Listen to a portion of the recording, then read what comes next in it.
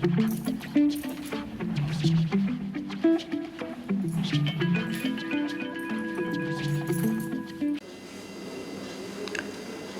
यात्रा का ये सूत्र कहता है, अंतर यात्रा सिखाती है होश शब्द का उपयोग होश पूर्वक करना, ध्यान शब्द का उपयोग ध्यान पूर्वक करना, प्रेम शब्द का उपयोग प्रेम पूर्वक करना और करुणा शब्द का उपयोग करुणापूर्ण ढंग से करना।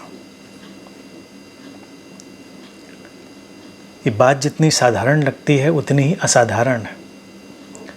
हम कई बार शब्दों में इतने उलझ जाते हैं, शब्दों के उपयोग में इतने उलझ जाते हैं कि उसके अर्थ से ठीक विपरीत उसका उपयोग करने लगते हैं। होश शब्द में होश नहीं है, प्रेम शब्द में प्रेम नहीं है, ध्यान शब्द में ध्यान नहीं है, करुणा शब्द में ध्यान नहीं है। जिस तरह से पानी शब्द में पानी नहीं है, आग शब्द में आग नहीं है, जीवन शब्द में जीवन नहीं है, इसी तरह से जितने भी शब्द हैं वो शब्द केवल पॉइंटर्स होते हैं, इशारे होते हैं। जो व्यक्ति अंतर यात्रा में है उसको इस बात का तो बहुत ध्यान रखना पड़ता है कि शब्दों के उपयोग के साथ उनके अर्थ में, उनके मर्म में वो उतरे, उनको जिए। अगर वो ऐसा नहीं कर पाएगा तो शब्द खोखले रह जाएंगे, खाली रह जाएंगे।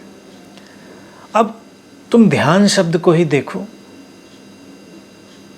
कई बार ध्यान शब्द का उपयोग करते करते ही लोग ध्यान से दूर हो जाते हैं। यही बात होश शब्द के साथ है।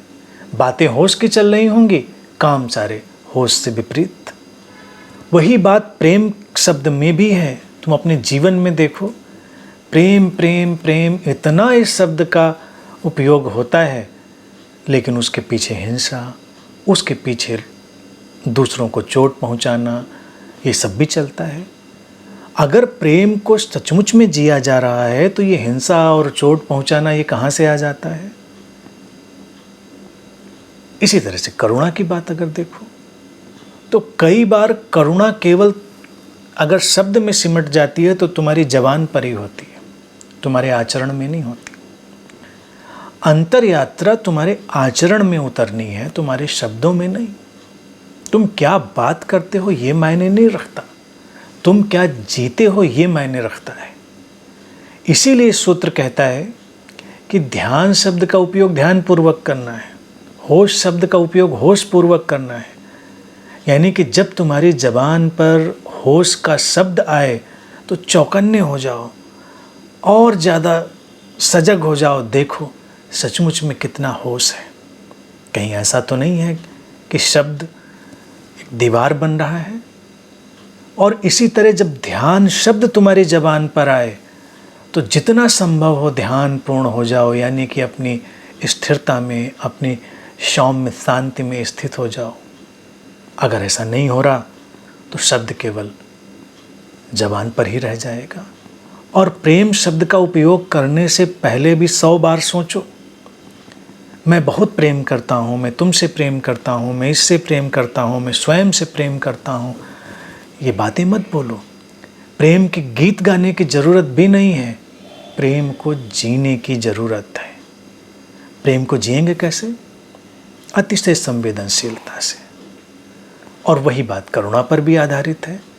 करुणा शब्द का भी जब उपयोग तुम करोगे, जैसे ही तुम्हारे मुंह पर वो करुणा शब्द आएगा, तुम देखोगे, तुम्हें देखना होगा कि कहीं वो शब्द उथला ना हो, उस शब्द में गहराई हो, उसमें प्राण हो। तुम जगत के अंतर संबंध के प्रति जागे हुए हो, तुम देख रहे हो कि सचमुच में तुम्हारा जो फैलाव है, तुम्हारा जो बहाव है, वो इस अंतर संबंधित ढंग से बह रहा है। और जब अंतर संबंधित ढंग से बह रहा है तो तुमसे तो किसी को चोट पहुंच नहीं सकती। तुमसे कल्याण का और शुभता का एक प्रवाह घटेगा, वही करुणा है।